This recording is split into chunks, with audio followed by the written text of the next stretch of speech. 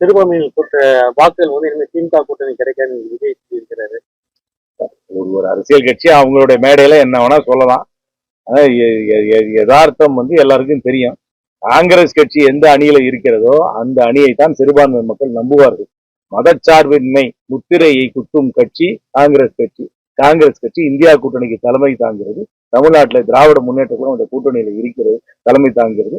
அந்த கூட்டணியை தான் முழுமையாக அரசியல் ரீதியாக சிறுபான்மை மக்கள் நம்புவார்கள். மதச்சார்பற்ற கூட்டணி அப்படிங்கிறது வந்து திமுக சேர்ந்தாலும் மதச்சார்பு கூட்டணி, தாவேக்கால சேர்ந்தாலும் காங்கிரஸ் மதச்சார்பு கூட்டணி தான். காங்கிரஸ் கட்சி மதச்சார்பின்மையில இருந்து என்னைக்குமே பின்வாங்கினது கிடையாது. இந்தியாவில் முதன்மையான கட்சி மதச்சார்பின்மை கொள்கையை முன்வைக்கின்ற கட்சி காங்கிரஸ் கட்சி என்பது எல்லாருக்கும் தெரியும். டெல்லியில போய் தகவல் சொல்றதா சொல்லியிருக்காங்க. கூட்டணி முடிஞ்சு இரண்டு கட்சிகளுமே இந்தியா கூட்டணி வலுவாக இருக்க வேண்டும் என்ற எண்ணத்தோடு தான் செயல்பட்டு கொண்டிருக்கிறோம். கூட்டணி என்பது எப்பவுமே அந்த ஸ்பெசிபிக்ஸை வந்து பேசிதான் முடிவு பண்ணும். அந்த மாதிரி தொடர்ந்து பேச்சுவார்த்தை நேற்று நடந்தது. அது இன்னைக்குள்ள பூர்த்தியாகும் முழுமையாக நம்புகிறேன். காமெடியை பத்தி நீங்க இருந்தாலும் ஒரு கருத்து சொன்னீங்க, அதுக்கு எதிர்ப்பு தெரிவித்து நிறைய பேர் அவங்க வந்து ஈரானை பத்தி படிக்கணும்.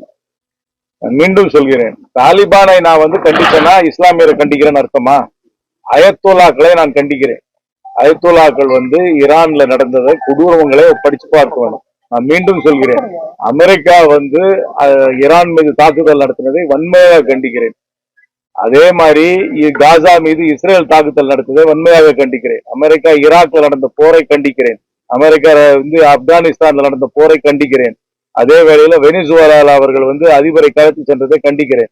ஆனால் அதை கண்டிக்கும் பொழுது ஈரான் மக்களோடு என்னுடைய ஆதரவு அனுதாபம் இருக்கிறது. ஆனால் அயத்தொல்லாக்களின் ஆட்சியின் மூலமாக ஈரான் மக்கள் எவ்வளவு துன்பப்பட்டு அடைந்தார்கள், ஈரான் மக்கள் எத்தனை பேர் தூக்கிலிடப்பட்டார்கள் என்பதையெல்லாம் மற்றவர்கள் படிக்க வேண்டும். தாலிபானை எதிர்ப்பதாலோ அயத்தொலாக்களை எதிர்ப்பதாலோ நான் ஒன்னும் இஸ்லாமியர்களுக்கு எதிர்த்தவன் கிடையாது. அப்படி யாராவது அதை சித்தரித்தார்கள் என்றால் அவர்களுடைய தாலிபானோட கொடூரமும் அயத்தொலாக்களுடைய கொடூரமும் தெரியாதவர்களாக தான் இருப்பார். இப்ப திடீர்னு காங்கிரஸ் கட்சியில சில ஆதரவாளர்கள் வந்து ஆட்சியில பங்கு வேணும்னு சொல்றாங்க. இப்ப கூட்டணி பேச்சுவார்த்தை நடந்துட்டு இருக்கு. இப்ப வந்து ஆட்சியில ஏதாவது காங்கிரஸ் கட்சியினர் பங்கு பெற்றதற்கான வாய்ப்புகள் இருக்கு. நாங்க வந்து கூட்டணியை உறுதி பண்ணி கூட்டணியில எத்தனை தொகுதிகள் போட்டியிட போறோம் என்பதை மட்டும்தான் உறுதி செய்யப்படுகிறோம். அடுத்த கட்டம் எந்தெந்த தொகுதிகளில போட்டியிடலாம் என்பதை எல்லா கூட்டணி கட்சிகளும் உட்கார்ந்து பேசி முடிவு பண்ணுவாங்க.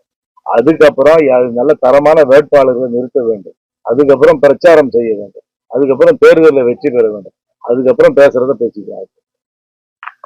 விவசாய கடன் தள்ளுபடிங்கிறது, நாய்க்கடன் தள்ளுபடிங்கிற முதல் காங்கிரஸ் தான் அறிவிச்சாங்க. தமிழக அரசும் இந்த 5 ஆண்டுக்கு முன்னாடி தேர்தல் வாக்குறுதியை கொடுத்து தள்ளுபடி பண்ணாங்க. விஜயும் வந்து இப்ப ஒரு 5 ஏக்கர் குறைபாடுல விவசாய கடன் எல்லாம் தள்ளுபடி வரும் வாக்குறுதி கொடுத்து எந்த கடனை தொடர்ந்து இது மாதிரி பண்ணிக்கிட்டு எந்த கடனை தள்ளுபடி பண்ணணும்ன்றது சில அரசாங்கத்துக்கு பவர் இருக்கு. தமிழ்நாடு அரசாங்கம் கொடுத்த கடனை வேணா தமிழ்நாடு அரசாங்கம் ரத்து பண்ணலாம். மத்திய தேசியமயமாக்கப்பட்ட வங்கியில வாங்குற கடனை ஒரு மாநில அரசாங்கம் தள்ளுபடி பண்ண முடியாது. அதை தெரிஞ்சுக்கணும். அதனால காங்கிரஸ் கட்சி வந்து அந்த மாதிரி என்னைக்கு சொல்லாது. நாங்க மத்தியில ஆட்சியில வந்தால் எதை செய்வோம் என்று சொல்லியிருக்கோமே தவிர மாநில அரசாங்கம் ஒரு வரம்புக்குள்ளதான் செயல்பட முடியும். இலவசங்களை 2 ரகையா பார்க்கணும். நான் டைரக்ட் கேஷ் டிரான்ஸ்பரை முழுமையாக வரவேற்கிறேன். மக்களுக்கு நேரடியாக பணம் கொடுப்பதை, அவரோட வங்கி கணக்குல கொடுப்பதை, மாதம் கொடுப்பதை முழுமையாக வரவேற்கிறேன். என்னை பொறுத்த வரைக்கும் யூனிவர்சல் பேசிக் இன்கம் என்பது ஒரு நல்ல திட்டம். அது கொடுக்கறதுனால கிராமத்து பொருளாதாரம் வளரும், சுற்று வட்டார பொருளாதாரம் வளரும் என்றுதான் நினைக்கிறேன். பிளே ஸ்டோர் மற்றும் ஆப் ஸ்டோரில் இருந்து பாலிமர் செயலியை QR கோடு மூலம் பதிவிறக்கம் செய்யுங்கள். செய்திகளை உடனுக்குடன் பெறுங்கள்.